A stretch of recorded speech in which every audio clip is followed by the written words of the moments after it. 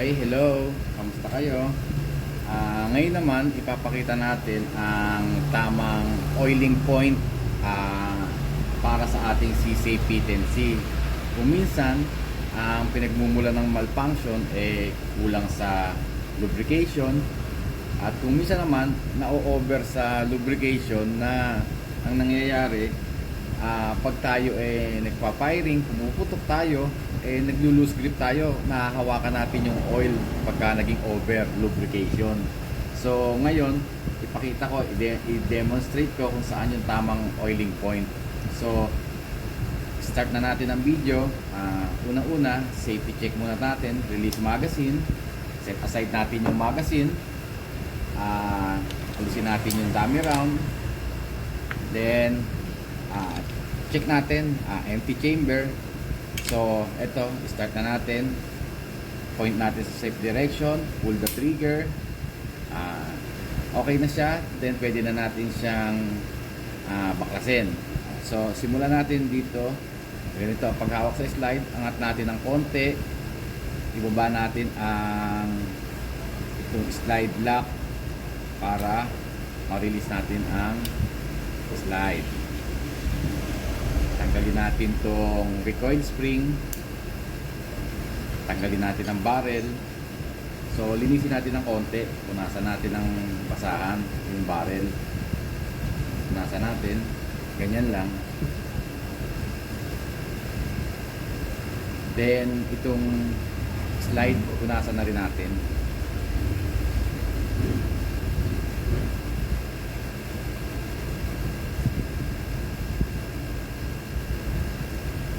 Okay na, punasan na natin. Yung barrel, inaanan natin ng brush.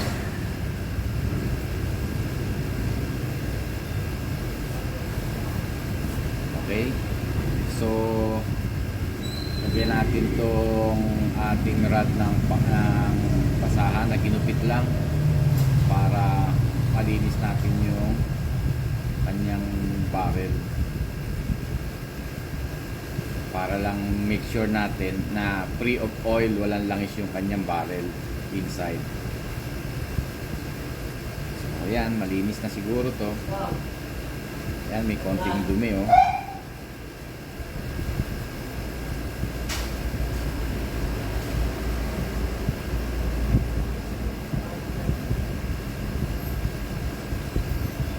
Linis na. Then ganun din sa frame, punasan natin yung mga parts niya. Makikita natin yung wear marks kung saan tumatama yung metal to metal friction. So punasan natin siya, simple lang. Yung mga maliliit na parts, gumamit tayo ng dental toothpick, improvised tool natin para maabot natin yung mga dulo. Maganda siya kasi malambot siya, hindi siya makakagasgas, hindi siya makakasira.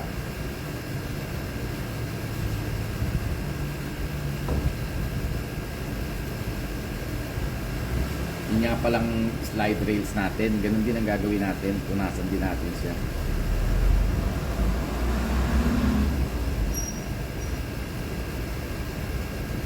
Kabilaan lang. Okay, punasan na natin, malinis na siya. Ito, punasan din natin. So ito yung tamang oiling points ng ating C-Safe P10C. Gumamit tayo ng yung watercolor brush, para paint brush, para artist brush, para mas hindi kumalat yung langis. Lagyan lang natin ng small drops. So ayan, ikalat natin siya, gamitin natin itong artist brush. Okay, manipis lang para hindi siya basang-basa ng langis, na hindi tayo nadudulas pagka ginigrip natin. Kung minsan pagka ginigrip natin, pumuputok tayo, yung langis nagtatalsikan, tumutulo. Yan, yan, lagyan lang natin, manipis na manipis lang.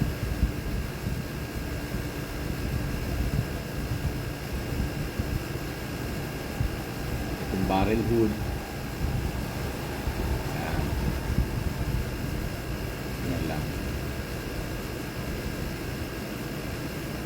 Then dito sa slide, isang patak lang dito at maliit lang at konting-konting patak lang dito sa may malapit sa butas ng barrel. Ganyan. Kaya lang natin siya konti.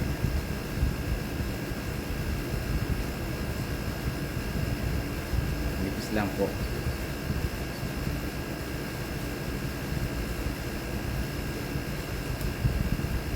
Dito sa may part ng striker, yung mismong tip lang ng strike, itong tumatama lang na leg ng striker ang lalagyan natin.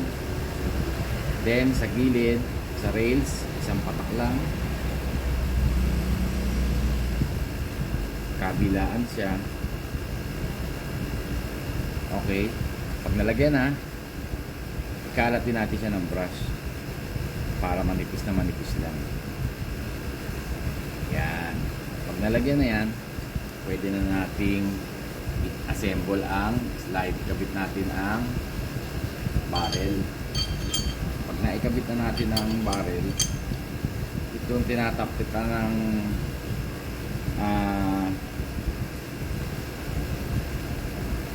take down lever, lagyan natin ng konti. Okay.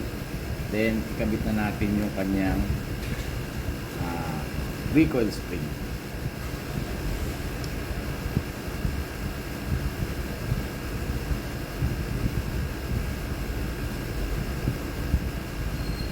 Okay na.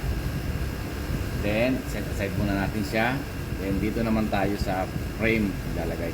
Makita niyo yung mga wear marks. Dito tayo maglalagay. Very light lang.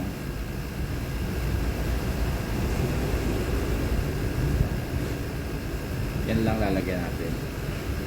At saka itong trigger bar. So ayan. Ganyan lang. Gamitin muli natin yung ating artist brush. Ikalat natin.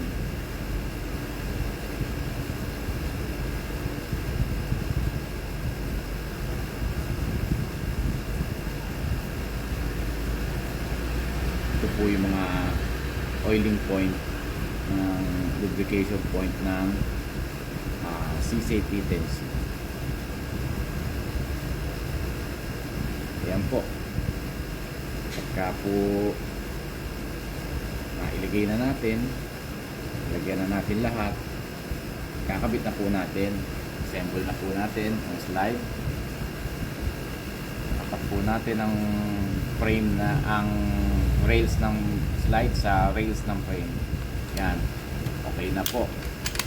Okay po, kalat po natin. Yan po, empty chamber. Then tapat natin sa safe direction, pull the trigger.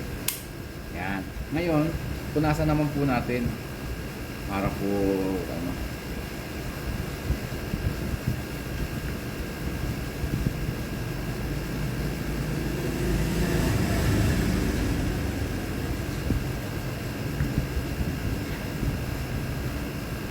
po.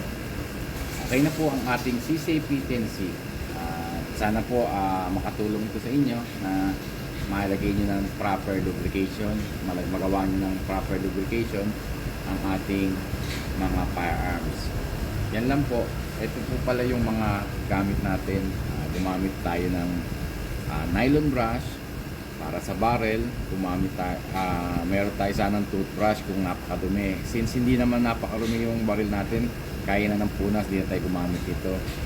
Cotton buds, ganun din para sa striker sana. Hindi naman natin nagamit kasi malinis pa naman. Ito yung oil natin gamit. 5W30 oil lang to. Basic lang. Then gumamit tayo ng rod para sa ating barrel. Then itong dental pick na special tools natin, improvise natin para sa mga maliliit na side, saka rods na maliit. Ganun din. Itong isa, ginamit sa loob ng barrel. Yan lang po. Thank you.